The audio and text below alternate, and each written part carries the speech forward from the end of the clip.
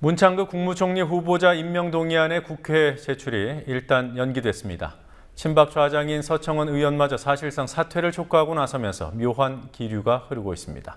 송광용 청와대 교육문화수석비서관에 이어 김명수 교육부 장관 후보자도 제자의 논문을 표절했다는 의혹이 나왔습니다.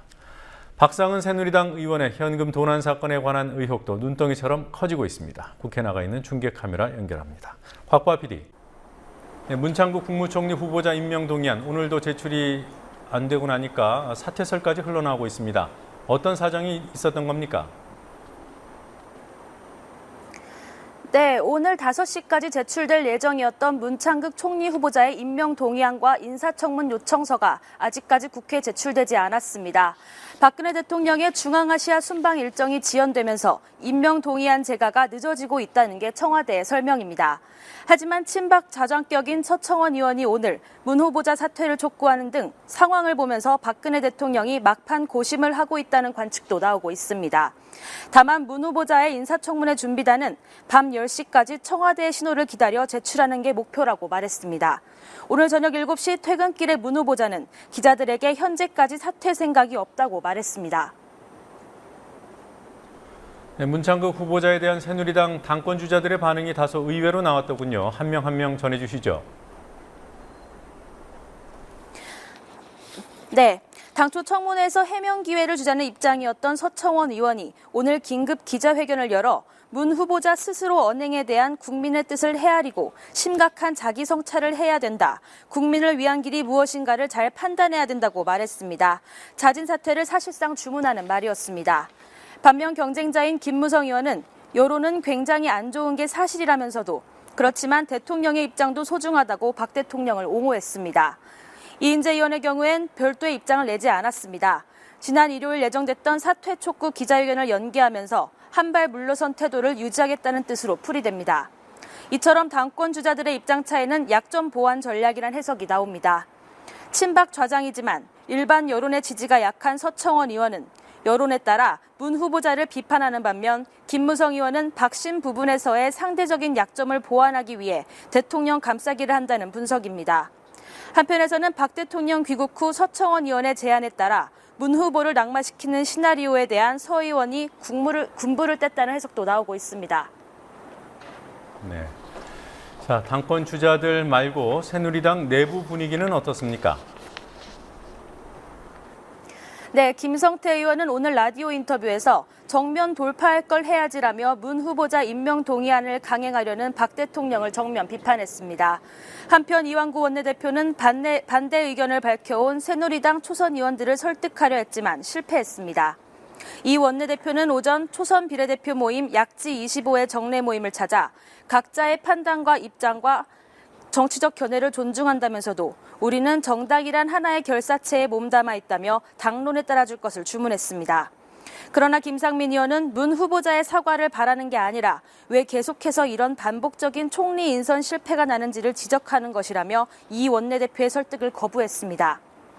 김 의원은 표결까지 가면 새누리당이 분열되는 모습이 나오고 7월 30일이 문창극 후보자 찬반 투표로 될 것이며 박근혜 대통령의 레임덕이 오는 것은 시간 문제라고 오히려 이 대표를 설득했습니다. 장관 후보자들에 대한 의혹 정리해 보도록 하겠습니다. 김명수 교육부 장관 후보자는 제자의 논문을 표절했다는 의혹이 제기됐죠? 네, 그렇습니다. 국회 교육문화체육관광위원회 소속 박홍근 의원이 김 후보자의 논문 표절 의혹을 제기했습니다. 박 의원에 따르면 김 후보자가 2002년 6월 발표한 자율적 학급 경영방침 설정이 아동의 학급 생활에 미치는 영향이라는 논문은 정모 씨가 4개월 전 작성한 석사 논문과 상당 부분 같았습니다. 정 씨의 지도교수였던 김 후보자는 학술지에 논문을 내면서 자신을 제1저자로 정 씨를 제2저자로 게재했습니다. 앞서 송광용 청와대 교육문화수석 비서관도 김 후보자와 마찬가지로 제자가 쓴 논문을 학술지에 게재하면서 자신을 제1저자로 등재해 연구 성과를 가로챘다는 의혹이 제기됐습니다.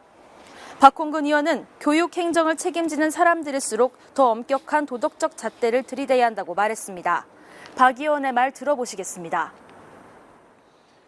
교육문화수석이야 청와대에서 대통령을 보좌하는 분이고 교육부 장관은 대한민국 학술윤리의 책임을 총괄하는 분 아닙니까?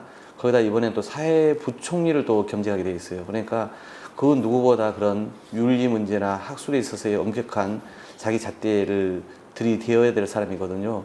그런 사람들이 그렇게 제자의 어떤 논문 성과를 가로채기 하거나 또 이것을 표절을 했다는 것은 있을 수 없는 겁니다.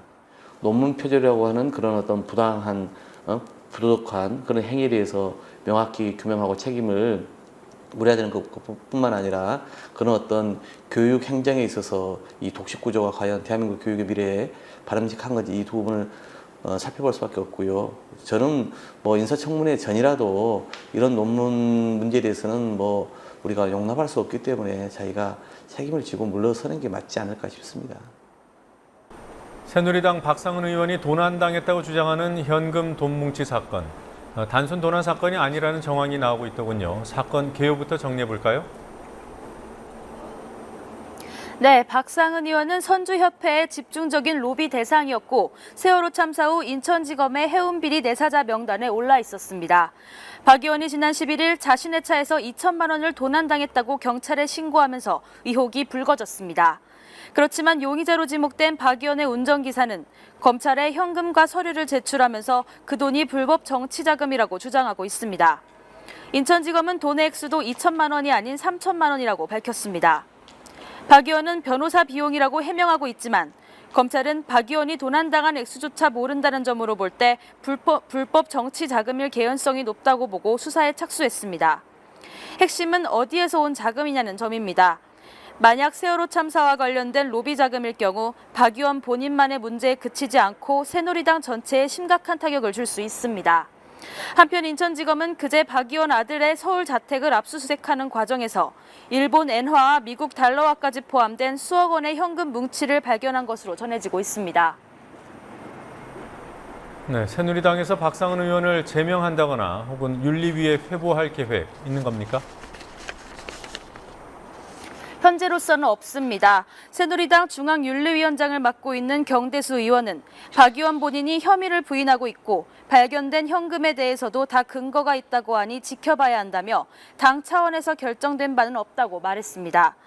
이장우 새누리당 원내대변인도 새누리당 내 세월호 대책위에서 박상은 의원이 빠진다든가 하는 일은 아직 논의되지 않고 있다고 밝혔습니다. 지금까지 국회에서 국민TV 뉴스 곽보아입니다.